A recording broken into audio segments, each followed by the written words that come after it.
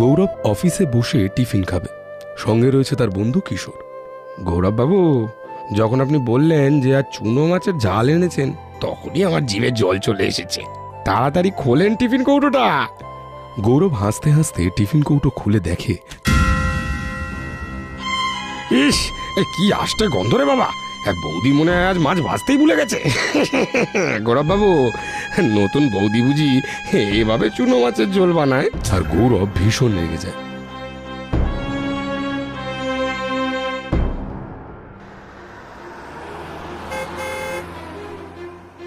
যেটা পারো না করতে সেটা করো কেন? শুধু শুধু লোকের সামনে আমাকে ছোট করা। কি বলছো তুমি? আমি তো কিছু বুঝতে পারছি না। চুনো মাছের ঝাল বলে কাঁচা মাছের তেল হলুদ মাখিয়ে টিফিন দিয়ে দিলে? এমন ইয়ার্কি মারার মানেটা কি? সারাদিন কিছু না খেয়ে রয়েছি আমি। কিন্তু আমি তো... দূর। মাস 6 আগে গৌরব তখন নিজের ঘরে বসে আছে, একটা খাতা পেন নিয়ে। বিপাশা ফটো থেকে কথা বলছে। ওগো, ছেলে মেয়েকে স্কুল থেকে আনার যে সময় হয়ে গেল, এবার তোমার কাজটা রেখে যাও ওদের আনতে। এত ভুলো মন হলে তো হয়েই গেল। গৌরব হাতের ঘড়িটা দেখে বলে, এই রে, এই খুব দেরি হয়ে গেল। দুষ্টু মিষ্টুকে তো আনতে যেতে হবে, উঠি এবার তাড়াতাড়ি। এই বলে গৌরব বেরিয়ে যায়।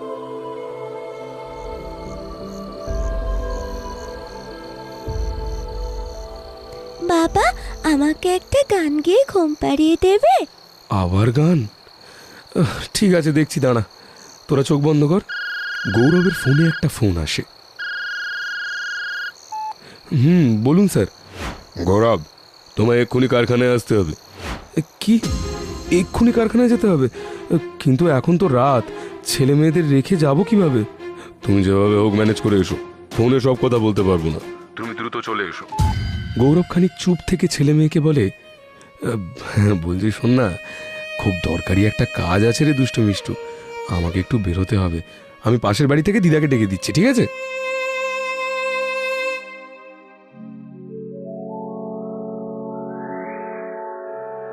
পলাশপুরের গৌরব তার ছোট এক ছেলে এক মেয়েকে নিয়ে দিন কাটাচ্ছে সুখে দুঃখে। আর তার এই ছোট ছেলে মেয়ের মা বাবা সব এখন গৌরবী, কারণ তার স্ত্রী মারা গেছে এই বছর 3 হলো। কিন্তু অল্প বয়সে মাকে হারালেও মায়ের মায়া কি কাটে? না, কাটে না। তাই তো প্রতিদিন তার 2 ছেলে মেয়ে মায়ের কাছে এসে রোজ বসে, মায়ের ফটোতে মালাও দেয়, মায়ের সঙ্গে কথা বলে।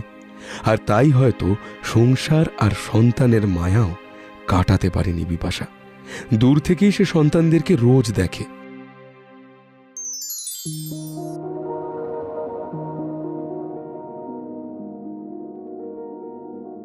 গৌরব বাড়ি আসে, পিসিমা বাচ্চাদের পাশে বসে আছে, বাচ্চারা ঘুমোচ্ছে। খুব কষ্ট দিলাম গো তোমায় পিসিমা, আসলে ম্যানেজার পোস্টের কাজ এমনই যে সময়ের হিসেব থাকে না। তা তুমি কি সারা রাত এভাবেই বসে আছো? না না, ঘুমিয়েই ছিলাম, এই উঠলাম এখন। বলছি গৌরব, এবার তো ওদের জন্য একজনকে দরকার বাবা। তুই এইভাবে বাইরে থাকিস, আমি বুড়ি মানুষ, আমি আর কতদিন আছি বল? আর তখন কি হবে একবার ভেবে দেখ বাবা।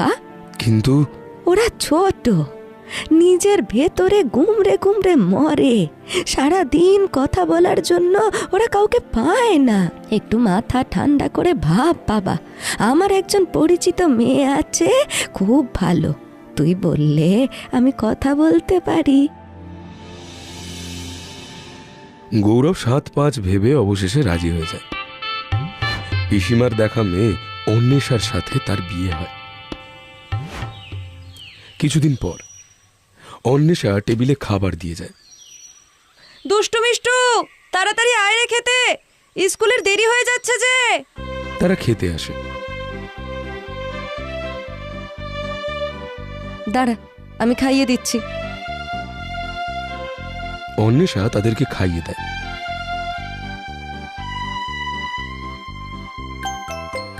গৌরব দেখে খুব খুশি হয়, নিশ্চিন্তও হয়।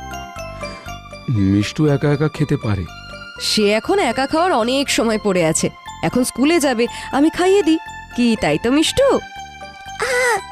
গৌরব একটা স্বস্তির হাসি হাসে।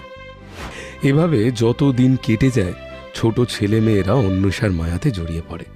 আর এসব দেখে বিপাশার মনে হয় প্রতিদিন একটু একটু করে তার স্বামী এবং বাচ্চারা তাকে ভুলে যাচ্ছে, ছেলেমেয়েরা তার থেকে আলাদা হয়ে যাচ্ছে। এই ভেবে বিপাশা অস্থির হয়ে পড়ে। নতুন বউ পেয়ে গৌরব যেন আমাকে ভুলেই গেল, আর আমার ছেলে মেয়েগুলো তারাও তো আমাকে ধীরে ধীরে ভুলেই যাচ্ছে। আগের মতো আমার আর কাছে আসে না। না না না না না, এমনটা হতে দেওয়া যাবে না। অন্বেষা গৌরবকে টিফিন দিচ্ছে। এই নাও, আজ তোমার পছন্দ মতো খাবার রান্না করেছি, চুনো মাছের ঝাল। আহা, কতদিন খাইনি, ধন্যবাদ গো অন্বেষা। নিজের মানুষকে ধন্যবাদ বলতে নেই। বিপাশা অদৃশ্য হয়ে পাশে দাঁড়িয়েই রেগে গিয়ে বলে, এই কদিনে তুই এত নিজের হয়ে গেলি যে আমাকে আমার সংসার থেকে সম্পূর্ণ আলাদা করে দিলি। দাঁড়া দাঁড়া, মজা দেখাচ্ছি আমি তোর। সে টিফিন কৌটোতে ম্যাজিক করে। তারপর গৌরব সেটা নিয়ে চলে যায়।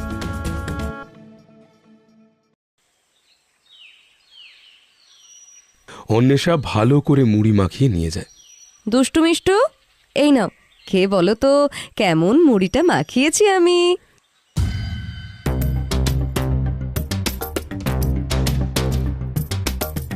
ডালের বড়া নিয়ে গৌরবের কাছে গিয়ে বলে, বলছি এই বড়াটা খেয়ে বলো তো কেমন হয়েছে, খুব যত্ন করে বানিয়েছি।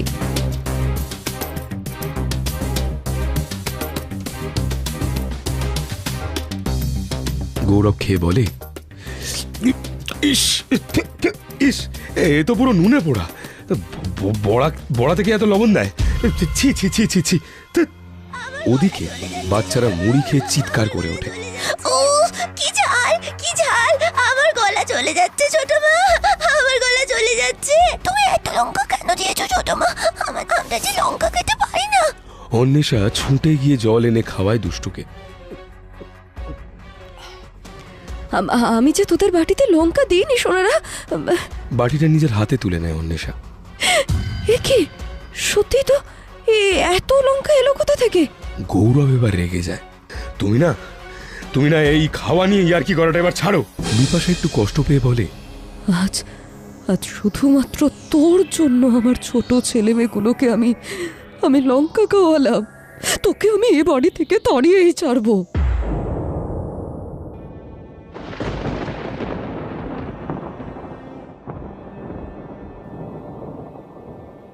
হ্যাঁ, আকাশে মেঘ করেছে, বৃষ্টি নামতে পারে হয়তো।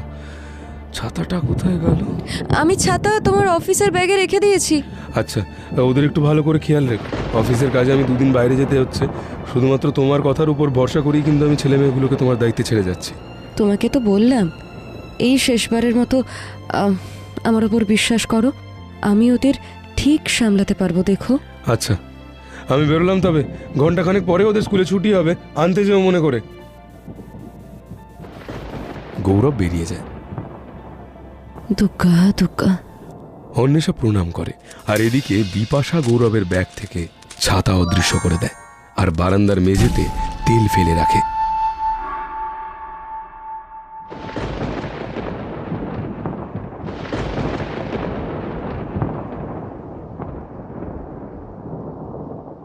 এবার যাই, দুষ্টু মিষ্টুর স্কুল ছুটি হওয়ার সময় হয়ে এলো। এই বলে অন্বেষা বেরোতে যাওয়ার সময় পড়ে যায়। তার পায়ে চোট লাগে। ও বাবা গো, গেল গেল, আমার পাটা মনে হয় ভেঙে গেল। এখানে এত তেল এলো কিভাবে? এবার আমি স্কুলে যাব কি করে? ওকেও তো এখন ফোন করা যাবে না, পিসিমাও তো বাড়িতে নেই। ও কি মহা বিপদে পড়ে গেলাম রে বাবা। এদিকে বাইরে ঝমঝম করে বৃষ্টি পড়ছে।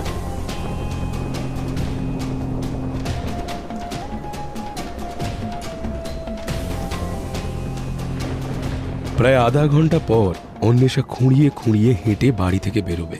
ঠিক তখনই দুষ্টু মিষ্টু বৃষ্টিতে ভিজতে ভিজতে বাড়ি আসে। এ কি, তোরা তো পুরো ভিজে গেছিস, ছাতা কোথায় তোদের? আচ্ছা চল চল চল, তার আগে মাথাটা মুছিয়ে দিই তোদের।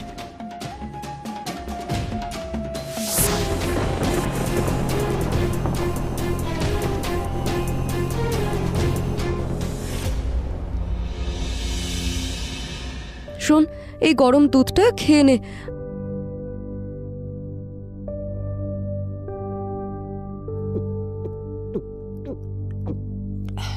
এবার বলতো তোদের ছাতা কোথায়? আমরা একটা চেয়ারে ছাতা রেখে আইসক্রিম খাচ্ছিলাম ছোট মা, আর সেখানেই কেউ চুরি করে নিয়েছে আমাদের ছাতা। হায় ভগবান, কেমন মানুষ সব! তোমার পায়ে কি হয়েছে ছোট মা? ও কিছু না রে, পড়ে গিয়ে একটু ব্যথা লেগেছে, সেরে যাবে।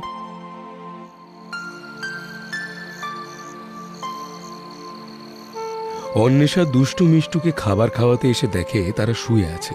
এ কি, দুজনেই ঘুমিয়ে পড়লো? না না না না না, এভাবে খালি পেটে ওদের রাখা যাবে না। বাচ্চাদের ডাকতে গিয়ে হাত দিয়ে দেখে যে এ কি, দুজনের গায়ে তো জ্বরে একেবারে পুড়ে যাচ্ছে। মনে হয় আজ বৃষ্টিতে ভিজে এমনটা হয়েছে।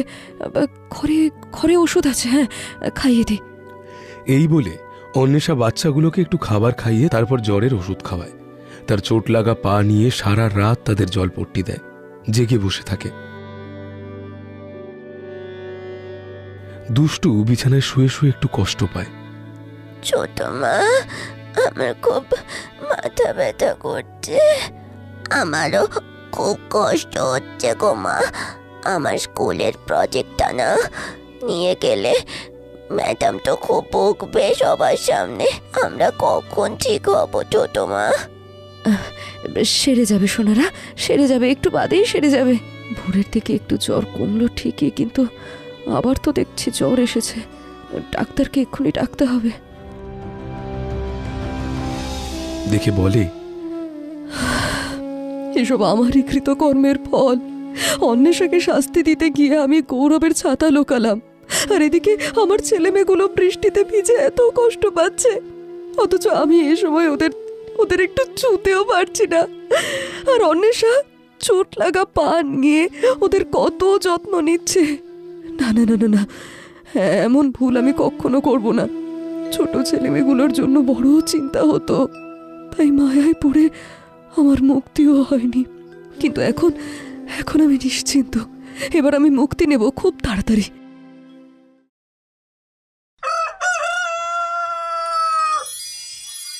অন্বেষা একটা জুঁই ফুলের মালা এনে বিপাশার ফটোতে পরিয়ে দেয়। দুষ্টু মিষ্টু, এখন তো তোমরা সুস্থ, এসো তোমাদের মাকে প্রণাম করো। আজ তোমাদের মায়ের জন্মদিন, তোমাদের বাবা বলেছিল আমাকে। ওরা এসে প্রণাম করে।